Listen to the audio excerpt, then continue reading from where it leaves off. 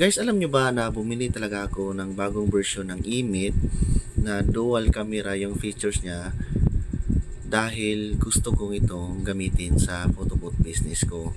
So, iti-test natin, ikukumpariso natin sa gamit ko na DSLR na Nikon 5300 saka ikumpariso natin dito sa bago nating eMeet na dual camera. So, yung nakikita nyo ay yung feed ng Nikon camera. So, ito yan. So, 5300 tapos yan yung output niya. So, meron tayong ilaw dyan, no? Tapos, papakita ko rin sa inyo kung ano yung quality ng eMeet webcam. So, tatouch natin yan. Yun. Tapos, X muna. So, yun. Yan. So, ito yung quality ng webcam. Yan. Yan. So, yan. Tapos, balik ulit natin sa 5300. Yun. So, ito.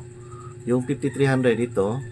Tapos, yung eMeet webcam naman ay yan. So, ang kagandahan dito, yung DSLR ay manual zoom in, zoom out mo. Pero si eMeet na bagong version, yung dual camera ay remote naman yung gagamitin natin. So, pwede natin i-times 3. Yan. Kung gusto mo pa ng medyo malapit pa or mas closer pa sa'yo, is times 5 mo. Yun. So, yan. Yun. Yan yung quality niya. So, hindi pa yan naka-zoom sa 7 times. So, zoom natin sa 7 times. Yan. Tapos, may ano pa yan, may panglas. So, 11, up to 11 times yan. Yan. Yan. Kita, no?